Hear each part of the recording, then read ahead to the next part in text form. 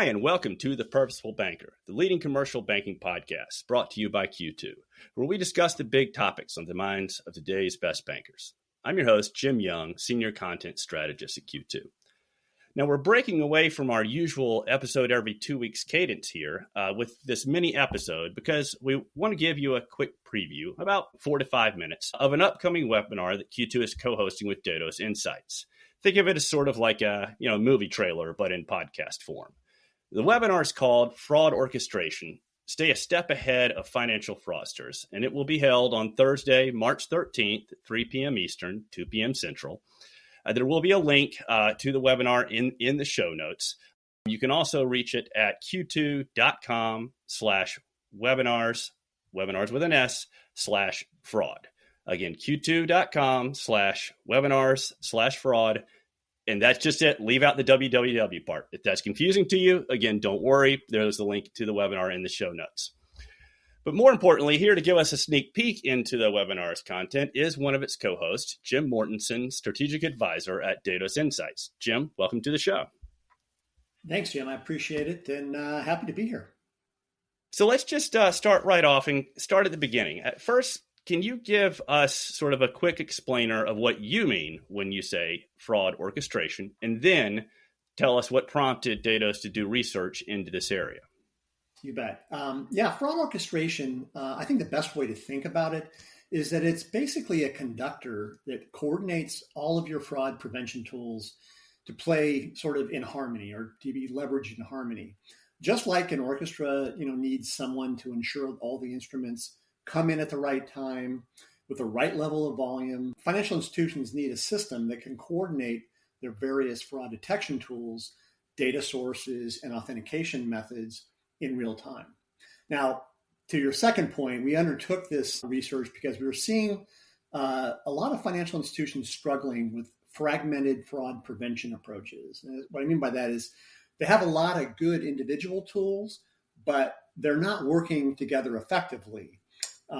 The survey that we did revealed that over 80% of respondents face challenges with siloed data and limited visibility across channels.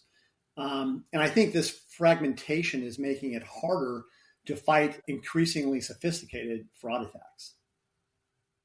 Okay. As I mentioned in the intro here, the goal here is to give folks a sneak peek into the webinar. So can you pull the curtain back just a little bit and share maybe one finding from your research that when you came across it, maybe raised your eyebrows a little bit because it was different from what you were expecting to learn going in? Sure. It's a good question. I think as I think through all of the insights, and there were quite a few in the research, one finding that really surprised me was in relation to the implementation barriers. So going into this, we expected cost to be the primary obstacle to adopting orchestration solutions. But what we found as we started to talk to fraud professionals across the industry is that integration complexity and organizational alignment were actually bigger hurdles. Many institutions already have the budget allocated.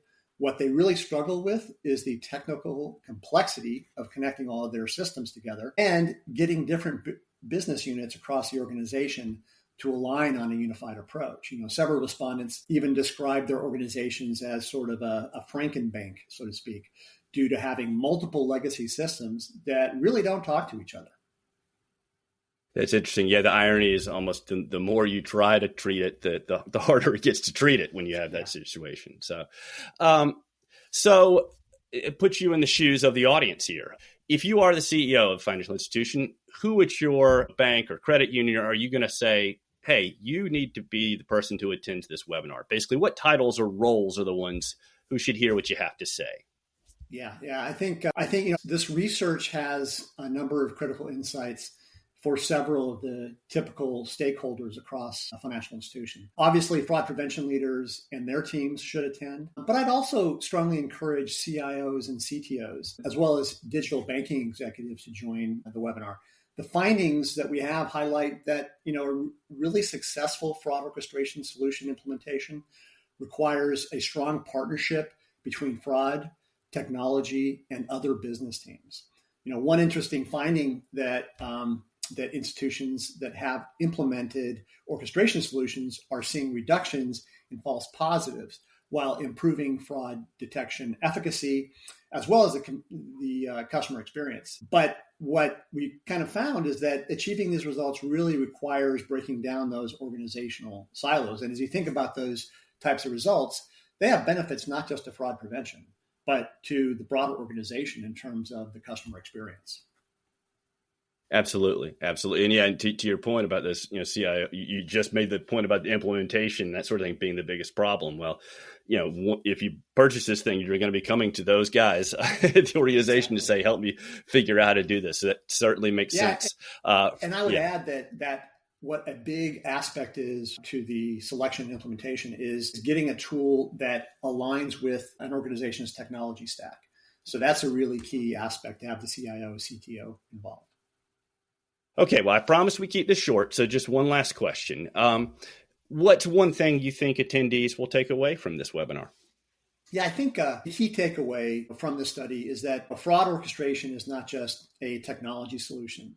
It's really a strategic approach. The research shows that financial institutions can no longer fight sort of modern fraud vectors with disconnected point solutions. I think that attendees will come away understanding both the urgency of migrating to an orchestrated approach, and they'll obtain some practical insights on how to overcome some of the common implementation challenges. Both myself and my co-host Jeff will share concrete examples of how leading institutions are successfully orchestrating their fraud prevention capabilities to both improve detection while enhancing the customer experience. So, reminder again, webinar is called Fraud Orchestration, Stay a Step Ahead of Financial Fraudsters. It will be held on Thursday, March 13th, 3 p.m. Eastern, 2 p.m. Central. You can register for it at q2.com/webinars/fraud. And if you have a hard time remembering that link, there will be a link to the webinar in the show notes. Jim, thanks again for coming on the show, and I'm looking forward to learning more about fraud orchestration at your webinar. You bet. My pleasure. I'm looking forward to the webinar as well and the discussion with Jeff. It should be really interesting. And thanks again for listening to this special mini episode of The Purposeful Banker. We'll be back on schedule next week with a regular length episode. Reminder, if you want to catch more episodes, subscribe to the show wherever you listen to podcasts, including Apple Podcasts, Spotify, Stitcher, and iHeartRadio. As always, we'd love to hear what you think in the comments, and you can learn more about the company behind the content by visiting q2.com. Until next time, this is Jim Young, and you've been listening to The Purposeful Banker.